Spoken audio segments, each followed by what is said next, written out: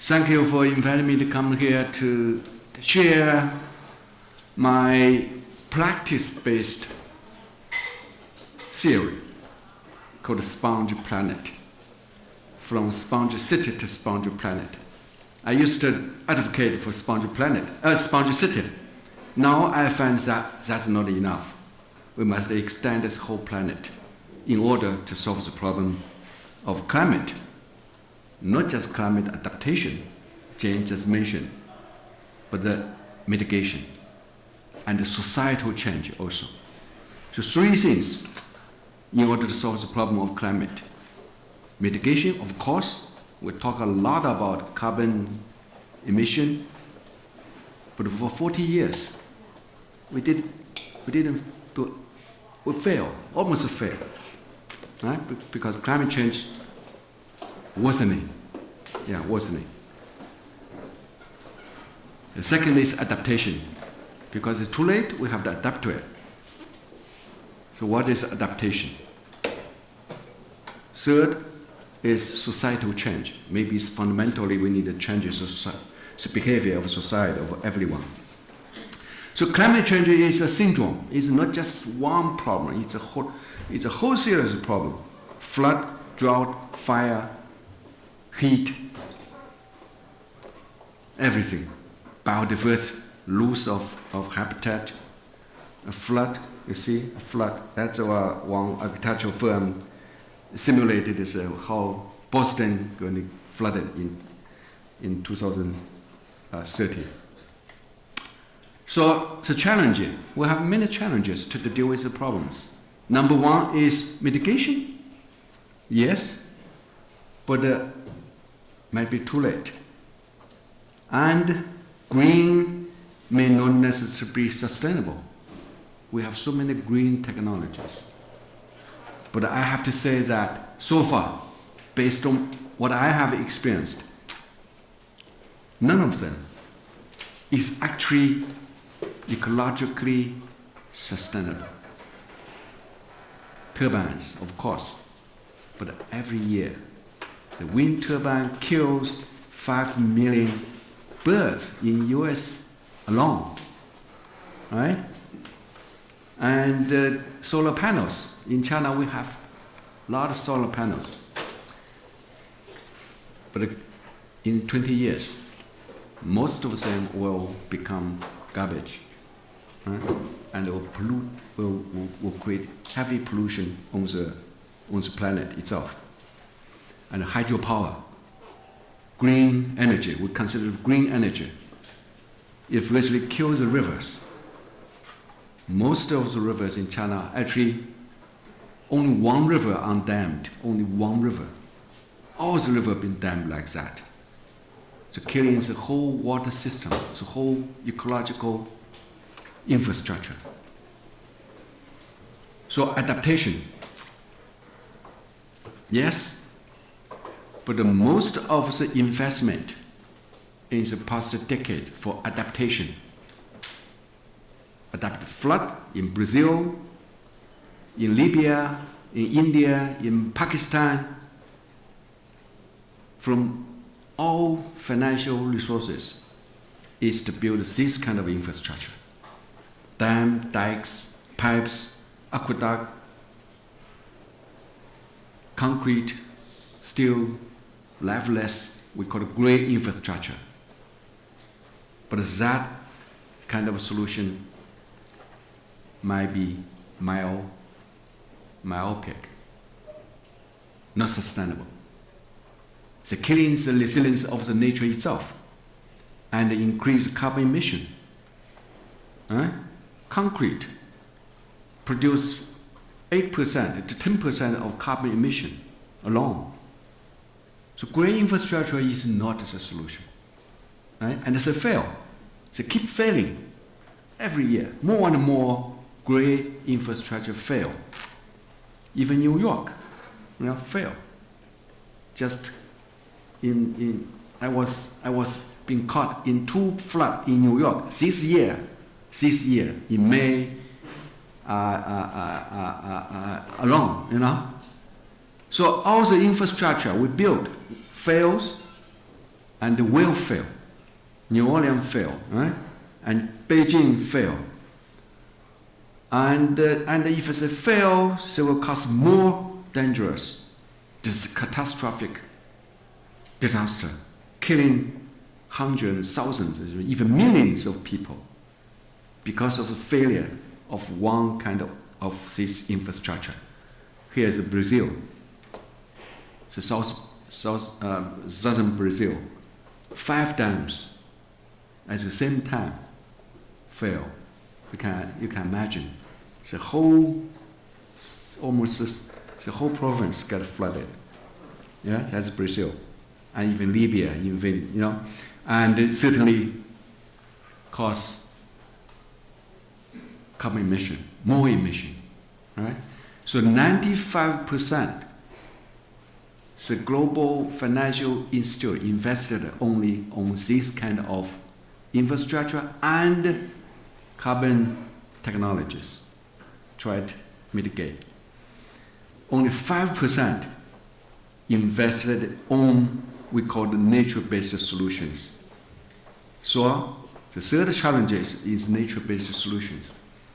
Plant a tree is a natural-based solution.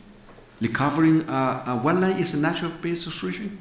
Yes, but is that not necessarily effective?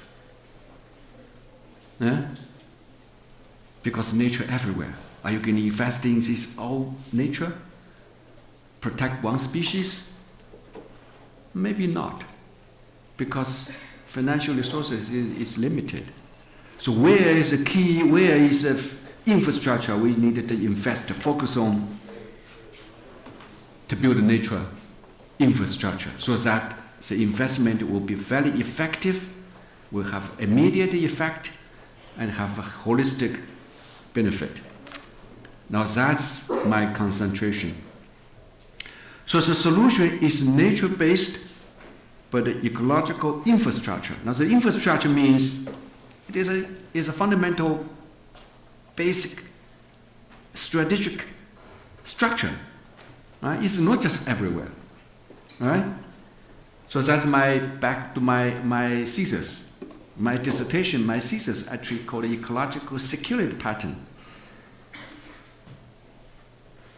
E.O. Wilson, a very famous biologist, biodiversity, he writes a biodiversity article.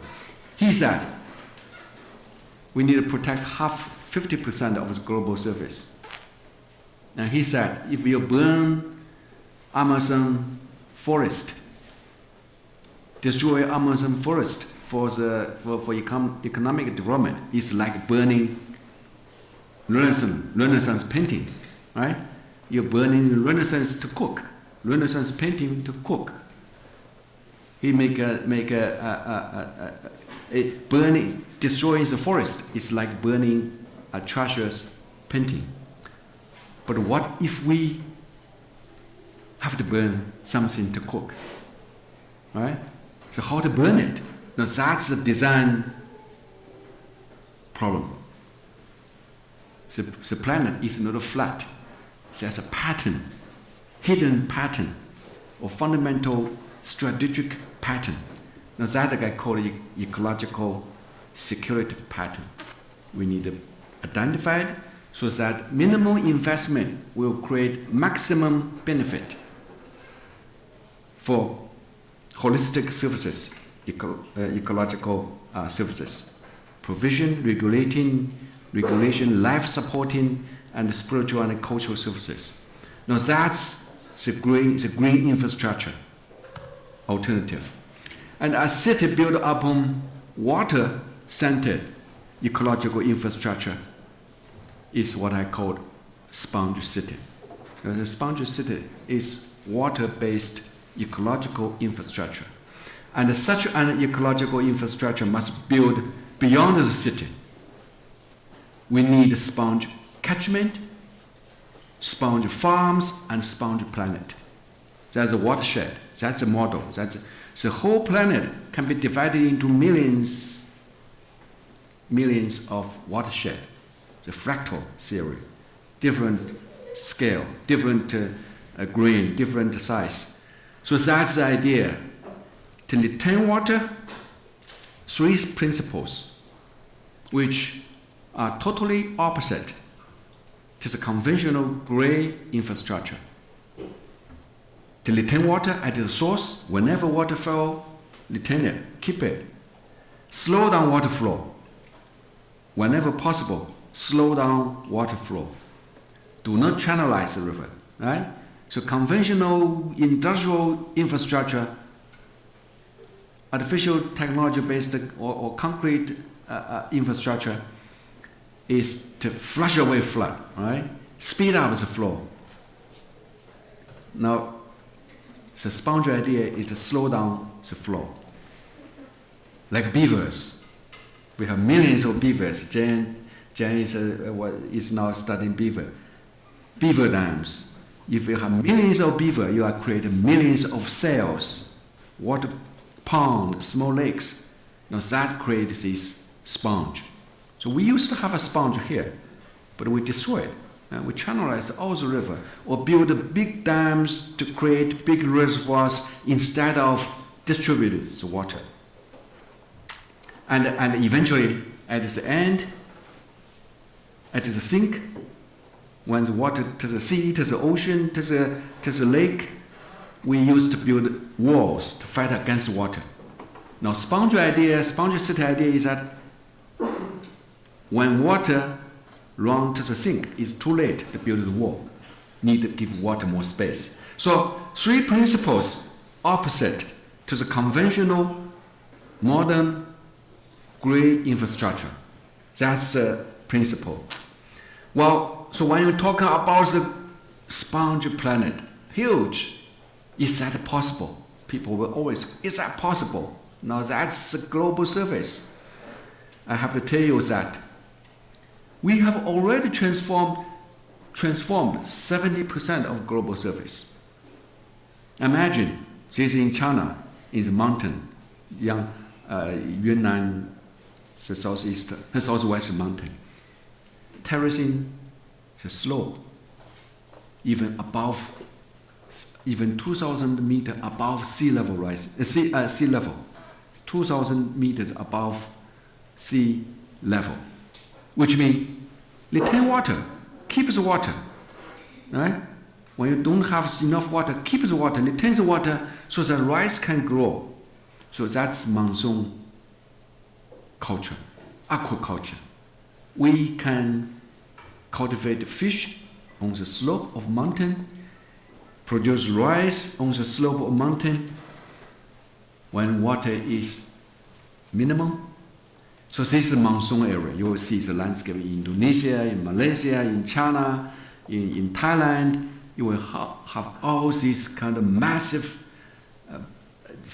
miles and miles of these rice paddies. They are sponge. The global surface has been transformed already. And they use very simple tool. So it's not difficult. Use very simple tool by each individual family just take care of their own patches of rice paddy. At the end, at the sink, near the ocean, near the lake, at the delta area, transformed your pond and dike system, right? Sponge. So even in the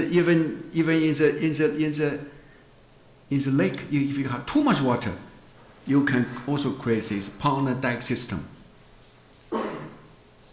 Diverse of species, diversity, even more diverse than nature itself, and also more productive. Produce food, produce fish, also keep native biodiversity and build cities. Because that's a sponge. So it's adaptation to monsoon climate. Too much water, too little water. All these simple technologies, low tech. So in the past 28 years,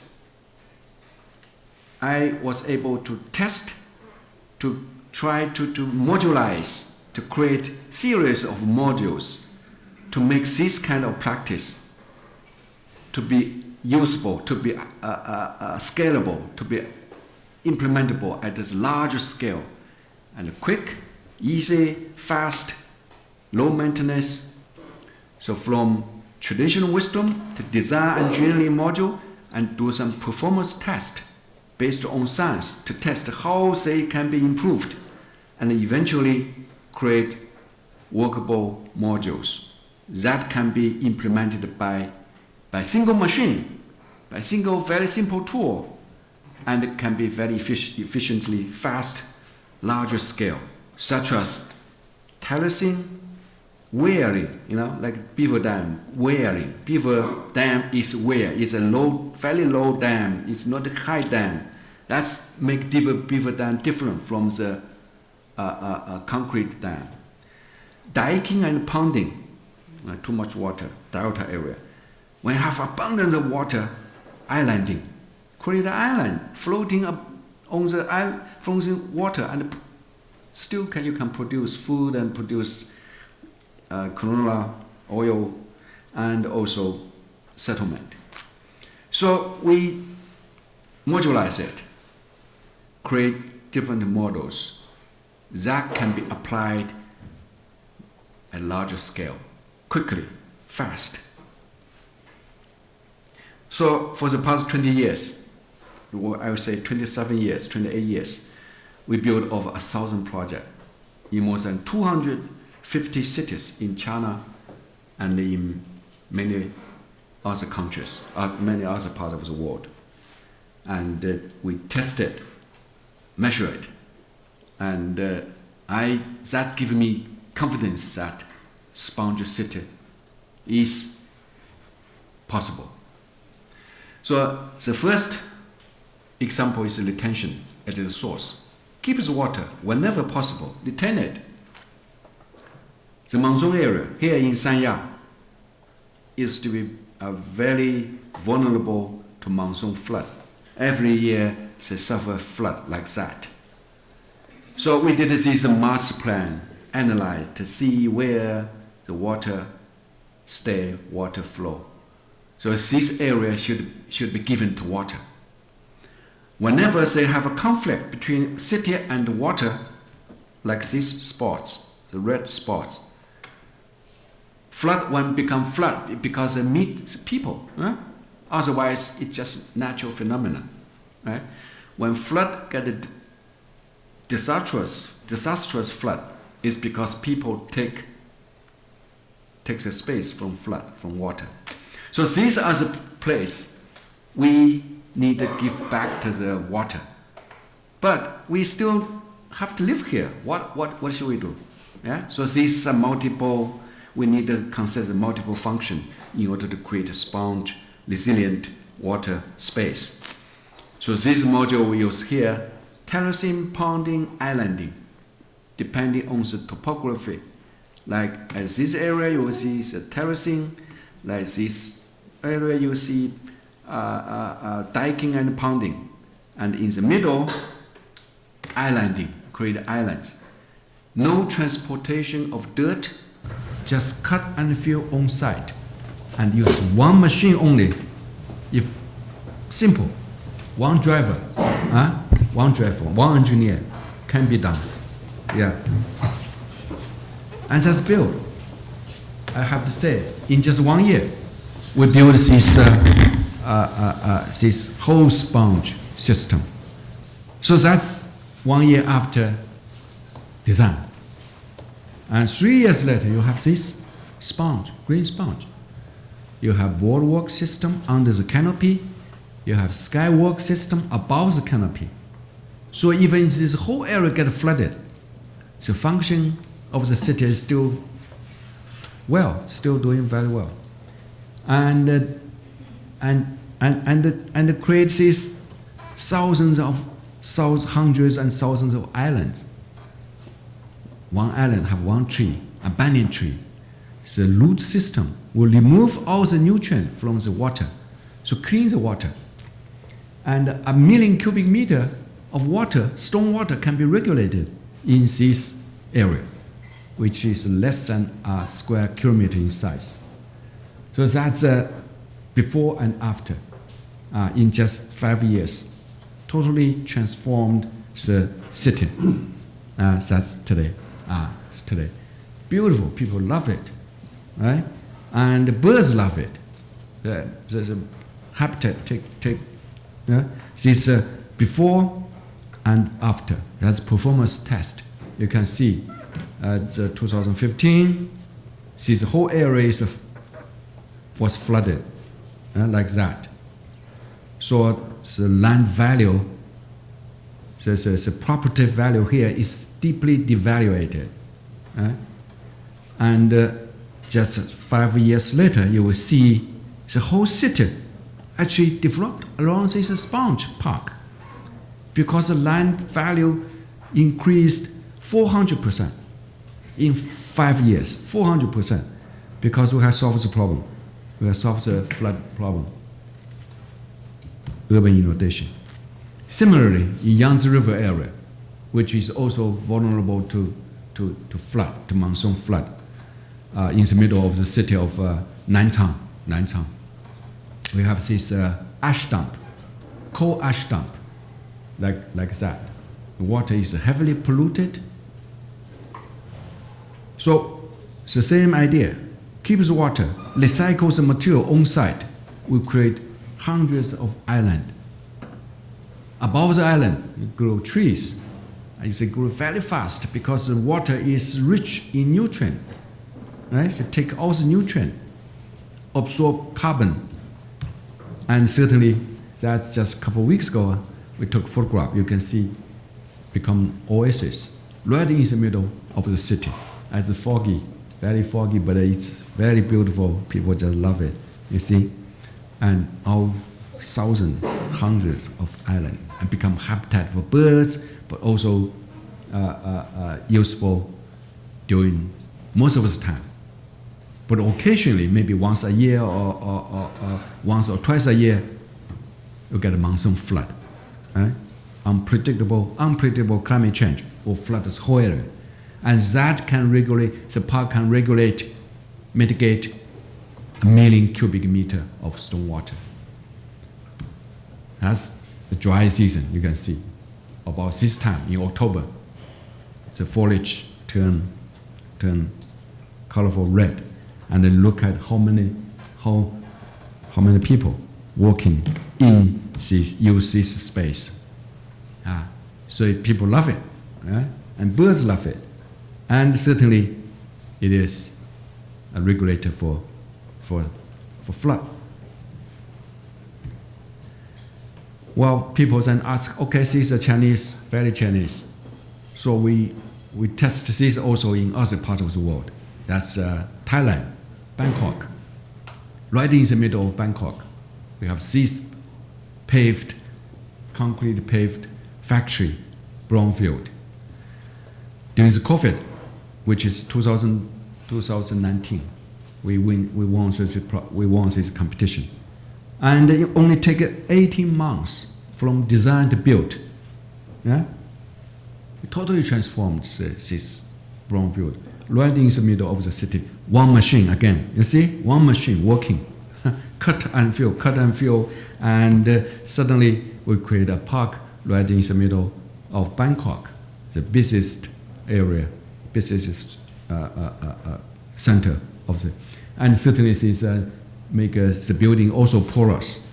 The building also porous. It was former storage building. That's a aerial bird eye view of this area. So this just cut and fill, and it will grow the seedlings on each of the island. Very inexpensive. None of this, the green, you see, it's just sow it with the seeds. You know, they just grow abundance, and now suddenly become such a beautiful, diverse habitat, native habitat. Some of the old tree remain. We didn't cut any tree, just keep the tree, and there's a skywalk above this sponge wetland park. This has become a rewilded nature. 91 species of birds alone come to the park. in just 1 year, and it's growing. Yeah? The native species come to the city, it's growing every year. And as I said, we use army to do it. It's a whole army to do it, inexpensive. We don't need any skill, fast, cheap. And that's during the COVID, by the way. Yeah. So retention on site at the source keeps the water as much as possible. That project can solve the water problem 10 times of this area, which means if you have 10% permeable sponge park green space in the middle of the city, you can virtually solve the problem of urban flood. 10%, if well distributed, well designed, that can solve local urban flood. If you want to solve the regional flood, you have to transform the regional drainage system, right? That's based on my experience, 10% will be usually enough, or maximum maybe 20% to be a sponge kind of green space. Slow down. So as I mentioned, most of the river have been channelized like that, like this one near your at the back of your building here. Channelized, just concrete. Speed up the flush. Speed up the flood, which cause the problem of flood downstream, and also drain away all the water. Global-wise, the depletion of aquifer, groundwater, contributed to 40% of sea level rising. Now that's not many people talking about. We all know sea level rising is caused by ice cap melting and thermal expansion. But actually 40% of sea level rising is contributed to the groundwater depletion, because we pump out groundwater, we dry out the groundwater and flush back to the ocean or evaporation. That actually causes the sea level rising also. Now that can be fixed on the land by sponge planet. If we keep the water on the planet, recover the destroyed 70% of wetland on the surface of the global surface, we can virtually solve at least almost half of the problem. New science data needed to be added to say that this can be even more, I would say, based on my intuition. If you can restore the healthy planet, you might be able to solve the problem. Now that need more data to support, but at least you can solve the problem of sea level rising by half, some kind of this data. So slow down water, right? Slow down. Terracing the riverbank is one solution. Meandering the river is another solution. Increase the vegetation in the river is also a solution. Increase the dam, beaver dam is another solution. Right? So all this is to slow down the water.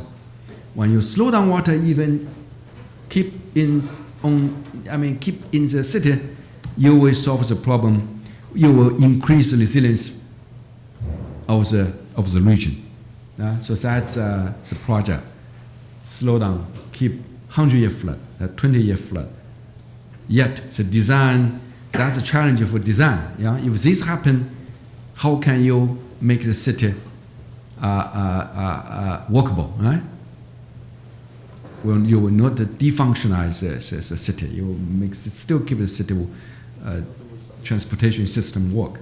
So that's a project.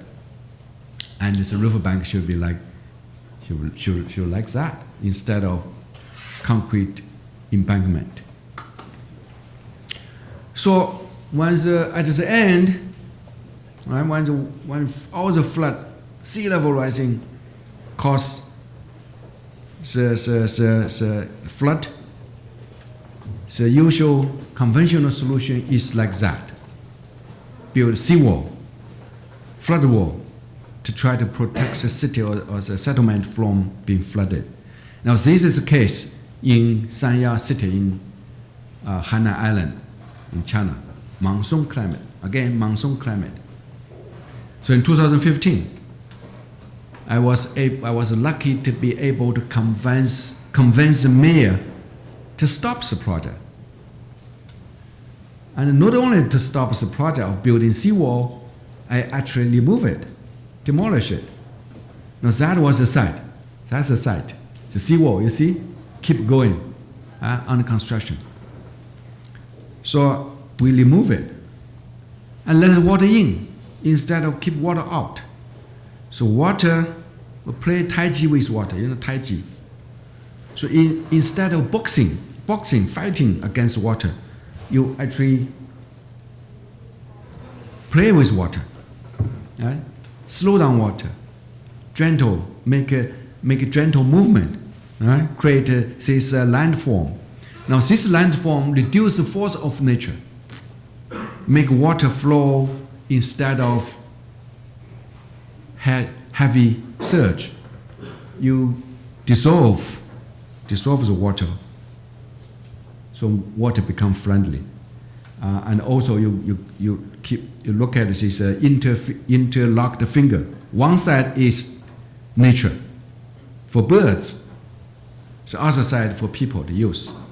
The neighbor interfinger, that's interlocked.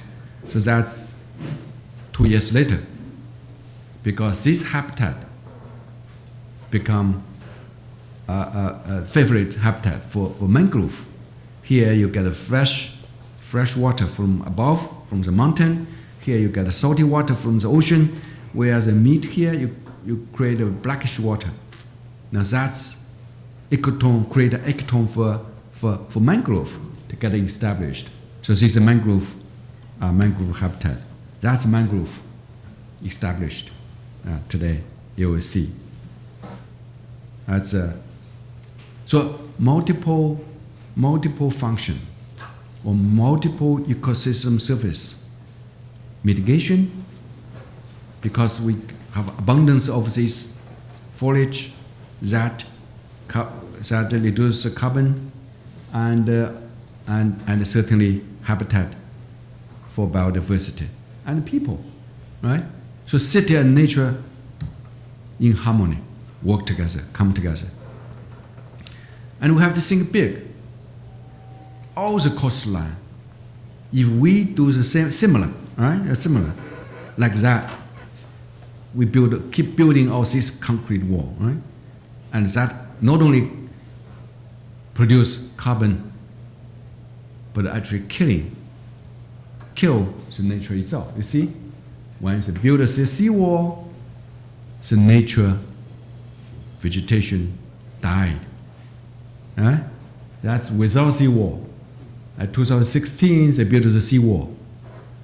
So 2019, we won the competition to demolish the seawall. Actually, yeah.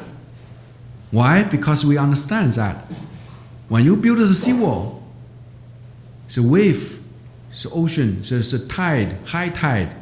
You have high tide, you have low tide, and whenever you have high tide and get wind and the surge, and the water flip over the seawall, that causes salination, salt. So it's salty deposit, and that kill all the vegetation, right? So whole idea is that let the water go back to the ocean, so make the seawall permeable, right? Sponge-like, permeable. So that's the rendering. That's the engineer piece to let the water go back to the ocean, permeable. We chop off the seawall, actually. That's designed to mix the gray and the green together to create a resilient seawall. This is before and this after. Yeah, this after. Yeah. So the mangrove and So seawall come together. It become a living seawall. That's today. That's today. So it is become a landscape, become resilient. You didn't see it is a wall. It is a beautiful green, gray. It become a landscape, a greenway, an infrastructure, a green infrastructure. And just a couple of weeks ago, the island had a huge, historically huge storm, typhoon, Yaji typhoon. And this was, I just show you how this become resilient testimony to see how this can have a better performance than normal concrete wall. Now that before built 2019, and this is built 2024. And this is after the typhoon. You see the same location after the typhoon. All trees survived, and the concrete, the seawall survived. Well, compared to the others, you see, that's other seawall above the windmill, wind turbine, and this is the seawall. You see, and it's the destruction of the force of nature. Well, in our case, it's intact, almost, because we are playing Tai Chi with the surge. We're not boxing with water. There's a new book called "Water Always Win." "Water Always Win" by Erica Gears. Is a bestseller. Water always win. So you never fight against water, but play with water. That's a breathing seawall. Now that's a normal seawall. You see, normal seawall, because nature has the force to destroy anything. But if you have resilient design, you work very well. And we have to think systematically, just one piece. We have to have a whole infrastructure redesigned, rebuilt, or transformed. Now this is the case in Haikou. Haikou also tropical, subtropical monsoon region. Now this was happened usually every year like that. And they keep building this kind of great infrastructure for 20 years. The engineer, civil engineer, dredging the river, keep building the wall, making it stronger and stronger, and even pave the riverbed. All concrete. Never work. Pollution. Because they lose the capacity of cleaning the water itself. The nature loses all the capacity. So we convince the local mayor to remove all the concrete, get rid of it. You see the process, get rid of all the concrete, dechannelize the river, terracing the riverbank, catch the urban runoff, clean the water by nature itself, creating all these constructed wetland, spongize the whole river system to turn into a sponge river like that. That's built. How much time you think? It built in 1 year. We're talking about 10 miles and more than 20 kilometers long. Built in 1 year. Because it's simple. It's simple. And that's the result. Now these are terraces that clean water. And these become clean enough to allow people to touch it by the nature process. Remove all the nutrients. And the people just enjoy it. Become a beautiful. And how to make the planet sponge? We need everyone get involved. Every community, every neighborhood, every family to get involved. Now this building, of course, everyone knows that, by Ranko House, CCTV tower in Beijing. Even before it is built, I tease it like that. Because it's a great building. It's not sustainable at all. Right? It's not comfortable to walk inside, to stay inside the building even. So I proposed to create a sponge building, right? And turn into a vertical farm. In the middle is a pig farm. Above it, vegetables.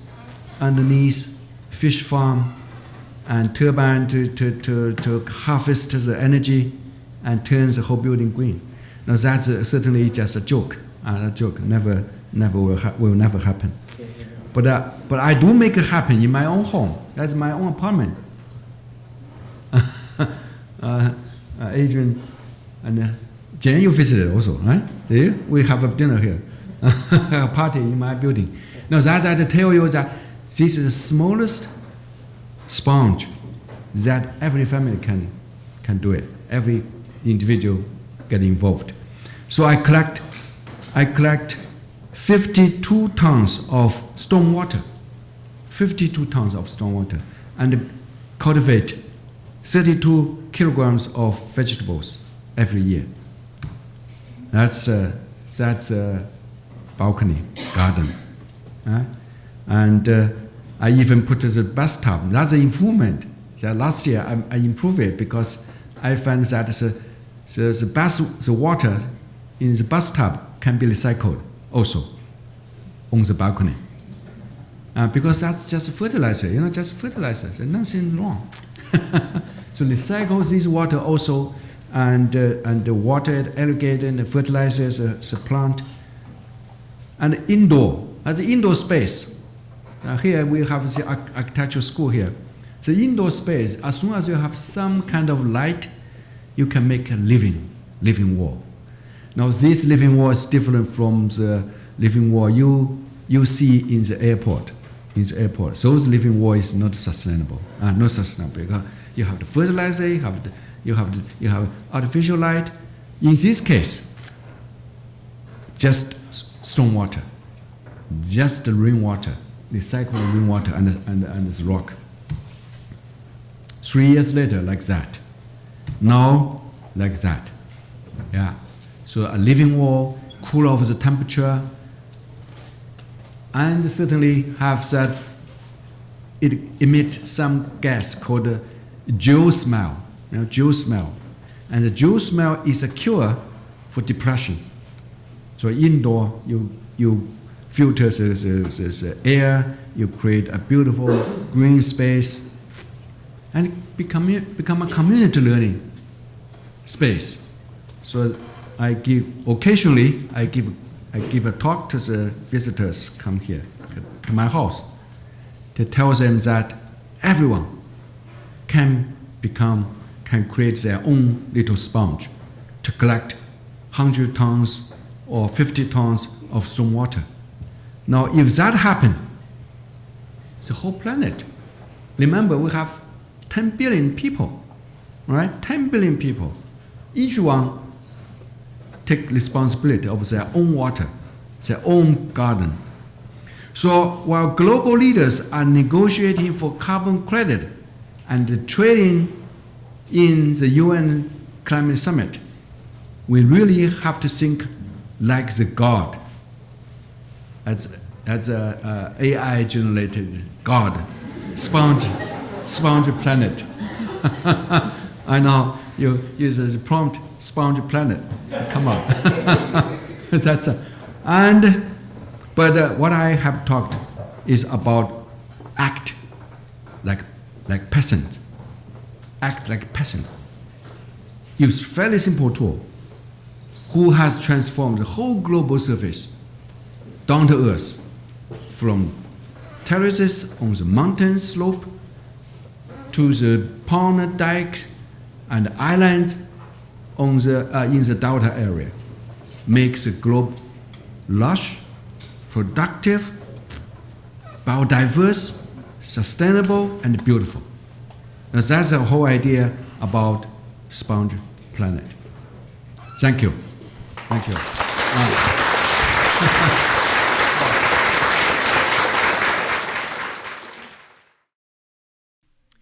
One of the things I think that's really beautiful about your way of presenting things, but also the way you've developed these ideas, is that they come from traditional practices. Like, I think you've taken ideas that you've observed and seen especially in rural areas that you just showed peasant labor, and you think a lot about how farmers in China created landscapes. And most of the basic techniques that you espouse are techniques that farmers have used for a long time. And I'm wondering if you can maybe connect a couple of the other types. You talked a little bit about terracing right at the beginning. You didn't get into the dike and pond very much, and I wonder if you could talk a little bit more about that. But also, I think these ideas are kind of gifts to other places in the world. You're now doing Sponge Planet, and these ideas come out of your experience in China, but they're certainly applicable to other places. But I also like, here you've grabbed onto the beaver as a kind of local solution. You were telling us over dinner earlier that you once wrote a paper called Beaver Culture. There was kind of a culture associated with this. So anyway, I guess I'm interested in this technique of thinking kind of before modern technologies and modern techniques. You have a kind of critique of capitalist logic of greenness. Can you talk a little bit more about these traditional techniques? And I don't know if you want to share anything about the dike and pond with us, because I think that's a beautiful example as well. So I grew up. I was grown up in a small village, right? A small village. There's a creek, there's a 7 pond in my village. It is a monsoon climate, right? So all these 7 ponds regulate stormwater, and the creek have low wells. There are 36 low wells to reduce the drop from about 150 elevation difference, meters difference. So the farmers create, for 2,000 years, the farmers gradually tame this river by low wells, not dams, okay, not dam, only 1 meter high, 2 meter high, like beaver just keeps the water, cultivating the garden. That's the same as a beaver. Beaver is, I said, beaver has culture. They cut the tree and very selectively cut the tree and create this little dam and cultivating the landscape, for their children, for sustainable living there, and slow down the water, right? So eventually turns the global service productive, productive actually. More productive to some degree, because the wetland is the most productive habitat compared to forest, compared to others. So that's nature's wisdom. But back to my culture, it's wisdom based on failure and success. For 2,000 years, we know how to adapt to the monsoon, flood, and the dry season. So whenever the monsoon flood come, we all get excited. We're so happy because the monsoon flood come, which means you catch fish. The fish come to the pond, the fish come to your paddy, you will catch it. Now that's exciting time for me, for whole villagers, for all the members of the villages. We are all excited. It's a celebration. Now that still exists in other parts of the world, like India, Indonesia. We celebrate monsoon. But today, totally different. People are afraid of water, afraid of flood, because we turn the water into become a beast. and we push the beast to the corner so that the beast become furious, become a dangerous beast. Now, why doing that? Because all the great infrastructure we used, is based on the European industrialization. When you look at the European countries, in Netherlands, in London, in Paris, the climate is very mild, quite mild. Every month's precipitation is almost even, almost even. That's the oceanic, the ocean climate and the Mediterranean climate. You didn't see the monsoon kind of flood, right?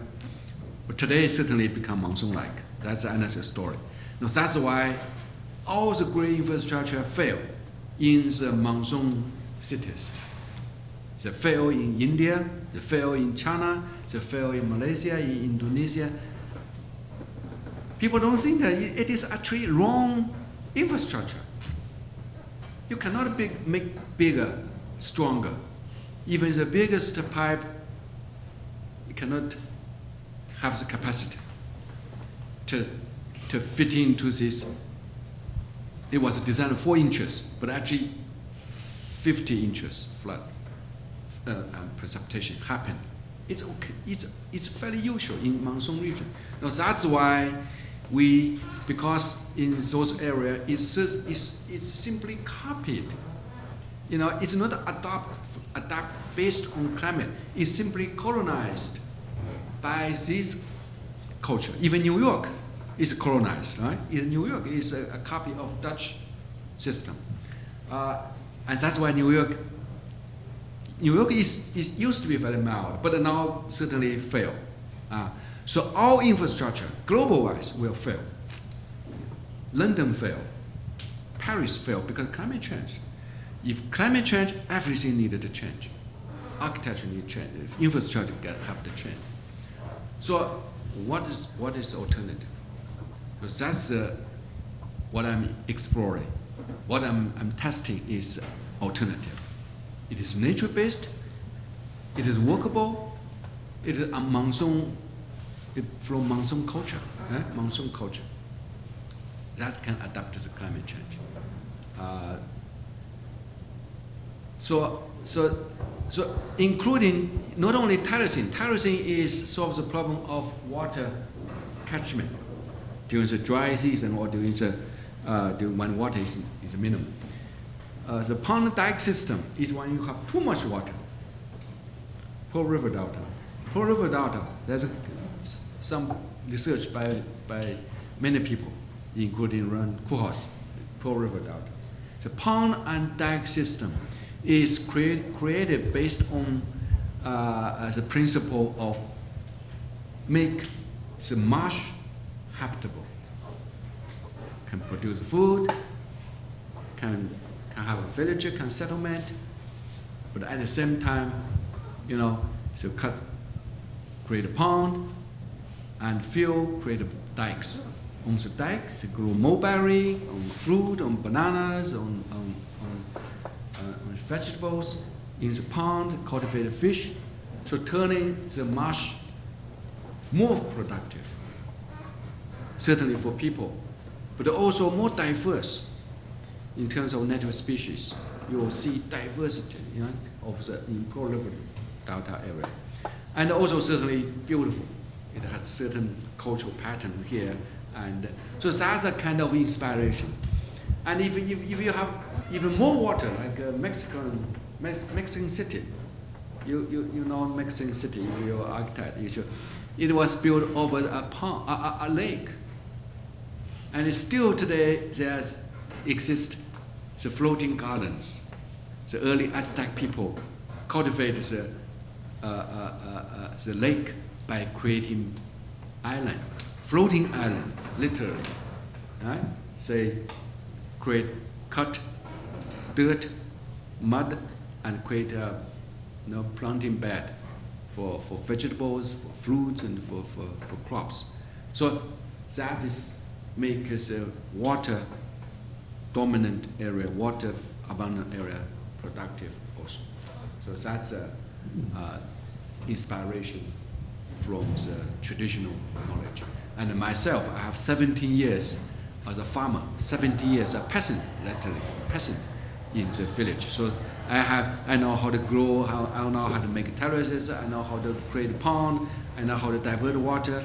So this, I think, is an inspiration for my sponge theory. I wanted to ask a question about construction and the kind of making of these spaces. On the one hand, I think they're so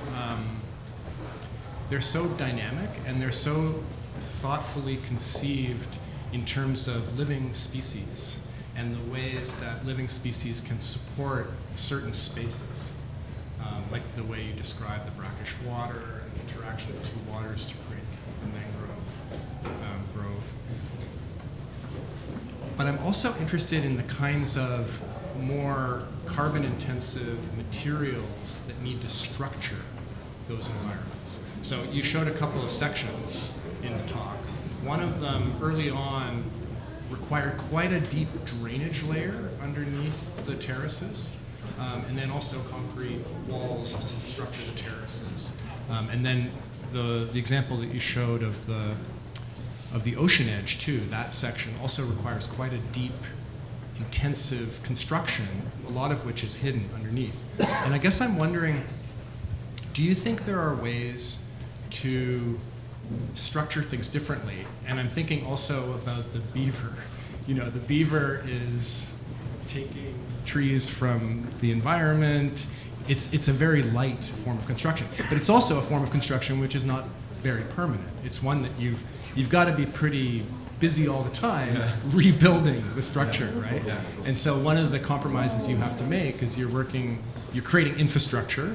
Cities are used to the idea that infrastructure is very permanent. And so I'm wondering if there's a tension in your own thinking about how infrastructure is built and how permanent it might be. Yes, I think that's a very good, challenging question, you know. Well, I'm not totally want to go back to primitive agricultural society, you know. We still make wise use of industrial technology. Yeah. So minimal use of concrete, use as less as possible. That's okay, affordable. I mean, that's for me. So those base, those structure in the dam, in the dike, the flood wall. Actually, we chop off the top, keep the base, and transform the base, and certainly recycles of the concrete to build other lighter structure. And it'll be very, certainly, we can use living material to build the infrastructure. Such as, I didn't show, we have many cases when we demolish all the concrete river channel, the embankment, we actually replace with willows. That can sustain forever. When you use willow sticks, and they create very powerful living structure, sustaining all these waves. We have at least 100 rivers like that. We use actually willow, living structure, like beaver. Beaver because it's also used to living structure and sprout. Yeah, but sprout and create living dam. Yeah, that's yeah, you're right. That's possible. This can be used. There's some schools, some people called living architecture. Right? Yeah, I think that in some cases we can use that. Yeah, in the river, most of the cases you can use it. Yeah, lighter structure. Amazing. Thank you, Kongjian. So we should open to the audience. Are there any questions? Wow, lots of questions. Lots of questions. Good. I think Thank you. First, I'd like to thank you so much for inspiring hope. We often get the eco-anxiety version of this talk, which is really doom focused. So it's nice to see someone innovating and using traditional technologies for positive climate adaptation and mitigation. My question was mostly around, we do a lot of built environment stuff. We don't do as much landscaping stuff in our studios. So I was wondering about the built environment. Obviously, contributes a lot to climate change, at least a third of carbon emissions. So I was wondering about, you do have some built elements in your parks. What materials you're using, and are they permeable pavers? Are they wood? Are they concrete? Specifically the walkways, because I know when we think of green space, we often think of, at least in North America, turf grass and big trees, which turf grass isn't that permeable anyway, but it's nice seeing a variety of grasses and plants that I assume are native to the region. So I'm just wondering about the built environment part, if that is also as thoughtfully put together. Yes, material matters, but it depends on the scale. The problem, how big is the scale you're considering? Permeable pavement, yes, but it can only solve the local problem. If urban inundation on the campus, permeable pavement works, right? But that's only very low impact on the local scale. When talking about the global scale or regional scale, you have different language. I mean, different material or whatever. So materials, local scale, certainly very important. Yeah. We use a lot of permeable paving. People use permeable even driveways, or you can lift it, the walkway just 3 inches or just 10 centimeters. That can solve the problem of daily use of the space. That avoid flooding. Yeah. But when you think about regional flood, you really think about creating more pond, wetland, more space, a living tree system. Yeah. Yes.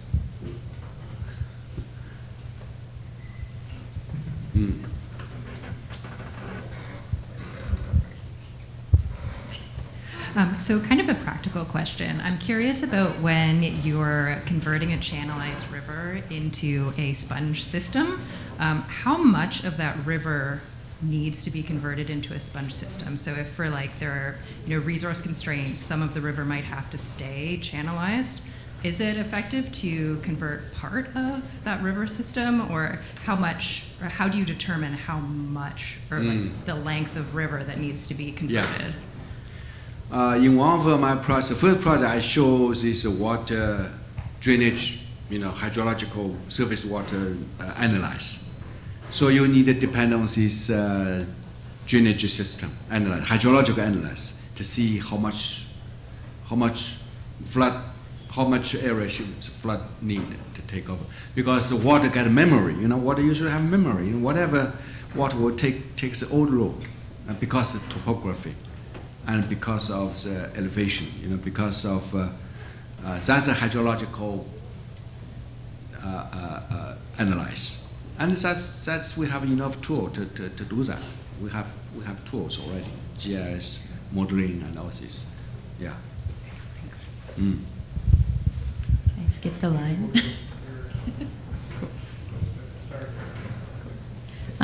Thank you for your talk. That was very inspiring. You said something at one point about the seawall, and it really stuck with me. You said it doesn't look like a wall anymore, it becomes a landscape. And you were talking a bit about fear and how that has changed how people are engaging with the environment. So I suppose I'm curious about if you have thoughts about encouraging more small-scale action in people, kind of like the balcony garden that you were talking about. Ways that we can encourage people to see their surroundings more like landscapes instead of walls or seawalls or these things, and how that can contribute to more care for their landscape and better practices in general with the land. big question. What was the question? I'm sorry. If you have thoughts about how to encourage smaller scale action for people yeah. to be more caring with the Well, landscape. that's the last case. I just show you every individual family or individual people is tied to water. Now that's the difference from carbon to water. Carbon is a tragedy of commons, right? If you create more carbon, people have to suffer. So the developed countries have emitted most of the carbon, but no one, it's difficult to control, right? So far, it's a tragedy of commons, and it's lagging. It takes 100 years to fix it. But water is immediate, and the water is tied into everyone, right?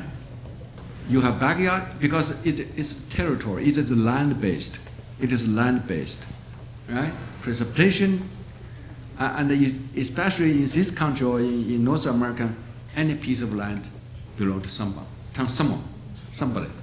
So if you take your own water, you virtually solve the problem, right? Yeah. So that's why you can have any individual involved into solving the global problem. That's why we think globally but act locally. That make work. But carbon, no, it cannot work. There's no way you can do carbon credit. You buy Amazon forest, but here you still keep pumping the carbon, right? That's what we call the greenwash. Make excuse to protest Amazon, but actually didn't cut any carbon emission. But water, it makes difference. If you protect water here, you influence flood in Boston. That's right. So if you want to solve the problem of Boston sea level rising, I may show you, you have to fix the problem in Amazon, in Yangtze River, in Mississippi River, because those are the areas that drain most of the water to the ocean that cause sea level rising, and certainly contributed to maybe even 40%. That's a lot, Yeah. So, yes, the parks you have created are amazing and they're massive at the same time. So I was just wondering, have you ever encountered a scenario where you have to, say, create more spaces to actually to create that big of a park where you maybe have to relocate a neighborhood? In that kind of scenario, how did you approach the process and how did it work out? Yes. So flood says that at least three. You can classify at least three kind of flood, right? Three kind of flood. One is local, certain area as I mentioned. What I mean local is you draw a boundary, say campus, that's local.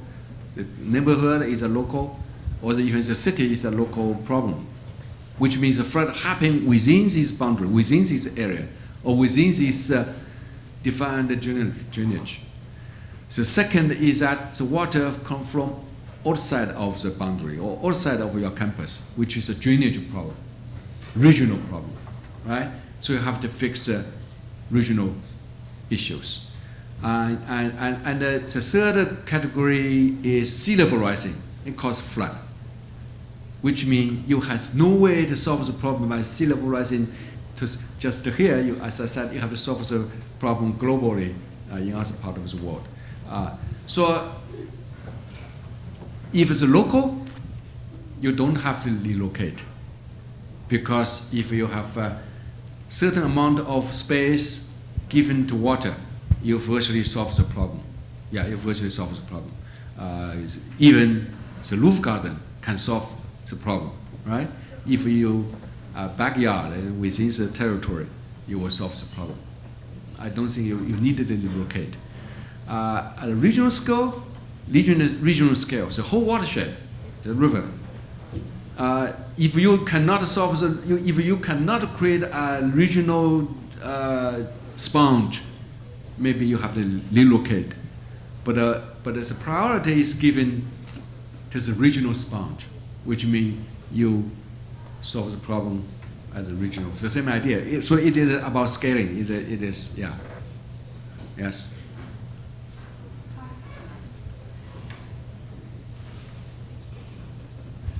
Oh, hi. Thank you.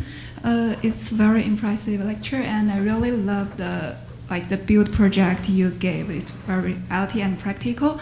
But also, I would like to ask another question related to sponge farm, because from your diagram at very beginning is a series workflow sponge farm. I think is one of the important step on it.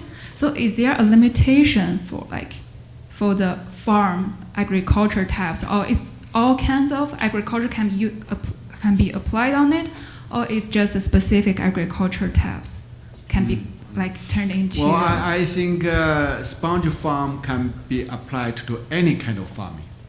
You know, in rice paddy, of course. In rice paddy, because we have dry season, have wet season, so pond will regulate water. So certainly yes. Orchard, yes, you need a pond because you need drainage, right? You drain into the pond and you recycle the nutrient.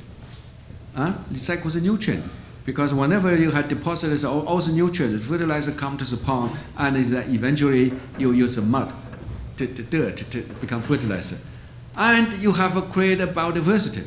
The frogs stay they produce in the pond, birds and fish and all this. So a pond is not just for water regulation. It is, and it's about biodiversity. It's about regulating of even temperature. Even temperature can regulate. So sponge farm, I would say it can be any farm, any crops.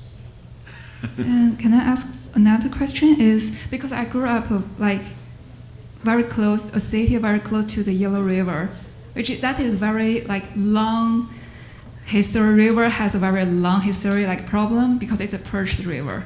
So the local government deal with this problem to build Xiaolangdi Reservoir, which is totally opposite to your concept.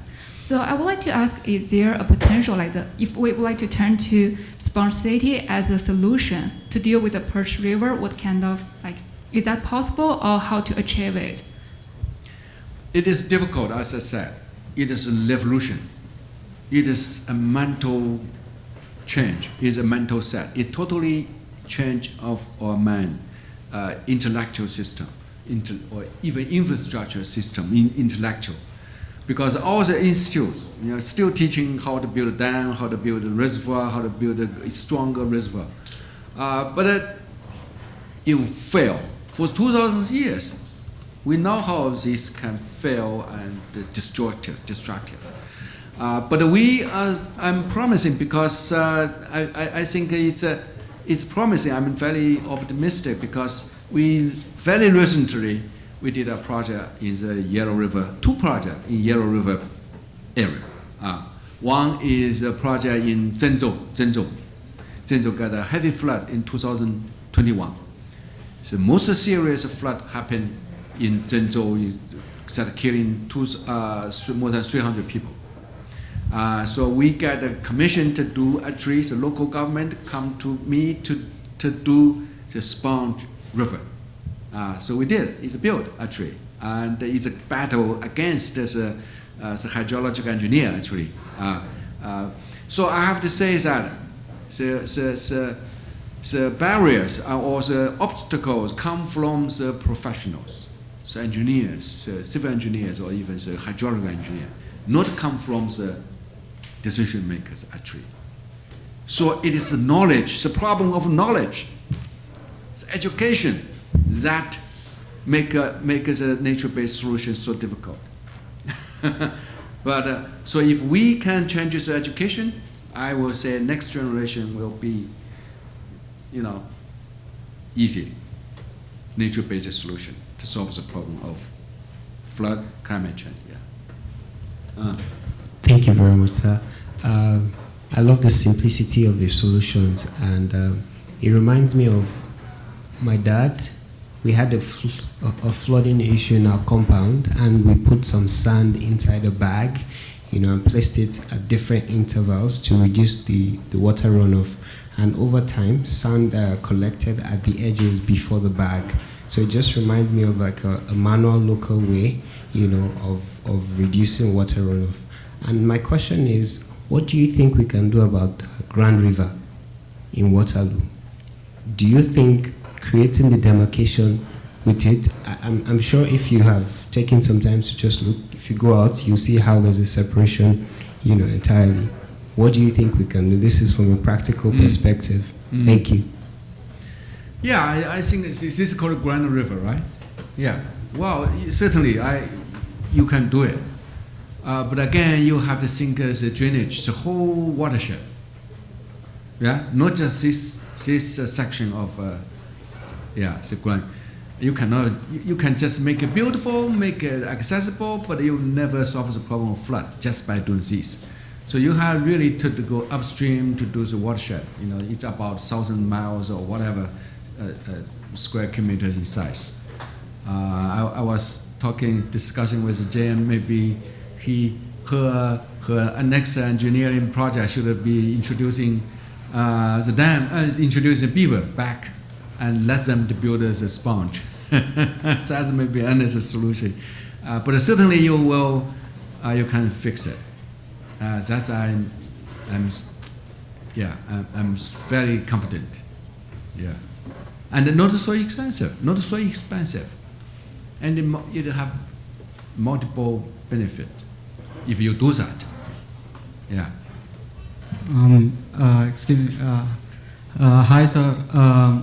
Actually, the way in which you presented your works were like really passionate, and it made me excited to listen more to it. And my question is actually, the projects that you presented right now, they were pretty large scale, and it was also alongside cities which actually exist. So how did the influence of or inclusion of natural elements and pathways and stuff like that impact people there? Like how did they use it, and what was the psychological impact of people in it? Because right now, considering youngsters at least, you have a lot of people with anxieties and ADHD and stuff like that. And there's theories which state that it's because people aren't interacting with nature as much. Like, what do you think these kind of amazing projects impacted humans as a whole? Well, just a week ago, we have a discussion about the Indian project. That's a beautiful city. It used to be called Water City.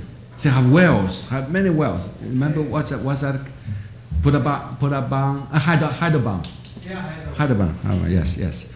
It's beautiful, but this river is terrible. Yeah, the river problem. And it's a well died out. These wells died out. There's step terraced well. They have beautiful. And yeah, they totally destroys the city because of this great infrastructure. So for 1,000 years, you live with water. And in all these cases, people, as I said, people get a benefit for that. People love it. If you go to the project, what we did here, if you go to see, you see all covered with, people just love it. No problem. I mean, people have, is in the heart, deep in heart, they love water. Yeah. Hyderabad. Yeah. They